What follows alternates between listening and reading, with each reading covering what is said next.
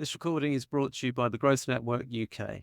For more information about how we can help you grow resilient leaders, improve well-being, and prevent burnout for yourself and your school, go to thegrowthnetworkuk.org. This is Teacher Tips number 8. Set your objective.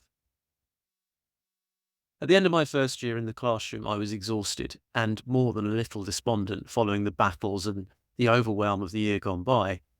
That was until a colleague happened to comment that I'd enjoyed a pretty successful first year. Realizing that this was a matter of perspective, I wrote a list of things which had gone well that year. My list demonstrated that my colleague was right. Objectively, the year had been a success. In part, this boiled down to a glass half full, glass half empty issue of perspective. But what I came to realize over time is that unless you set an objective at the start of a year, a term, a week, or even a day, then you will struggle to measure success at the end of it and very likely feel like a failure, even when you've achieved a great deal.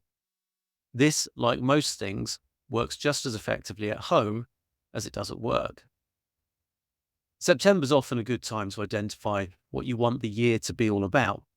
You may be trying a new technique in the classroom, introducing a new scheme of learning. You might even be building a school.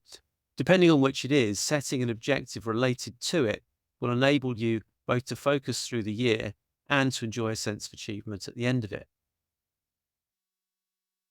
The reason to do so is that this will not be the only thing you do this year.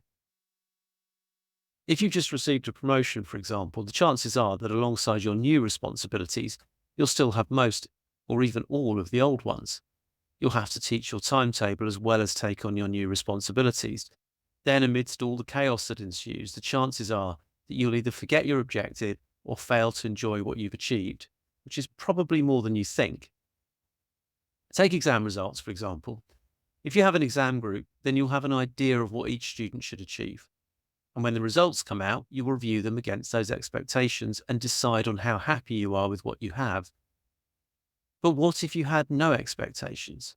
Then it would be hard to decide whether the student who'd scraped a pass or the student who got a high grade had done well or underachieved.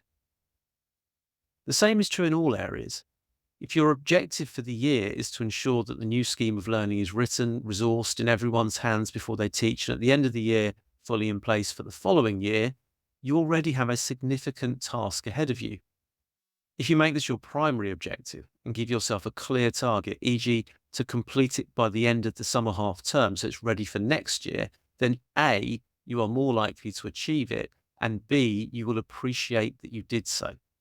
This doesn't mean you stop caring about everything else. What it means is that you judge your year on one clear expectation, so when other things go well or badly, or threaten to distract your attention, you can remind yourself that even if everything matters, this matters most.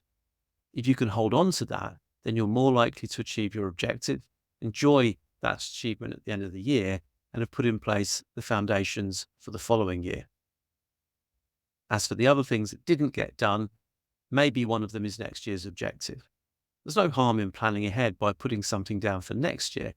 That way, you will not neglect an important task, but wait until the right moment and store up the pleasures of success and progress in the future. At the same time, you will develop the integrity that comes from doing a good job and the dignity that comes from maintaining your margin and completing things sustainably. Thanks for listening to this recording. For more information about how to put these ideas into practice for yourself and your school, visit us at thegrowthnetworkuk.org or follow us on LinkedIn.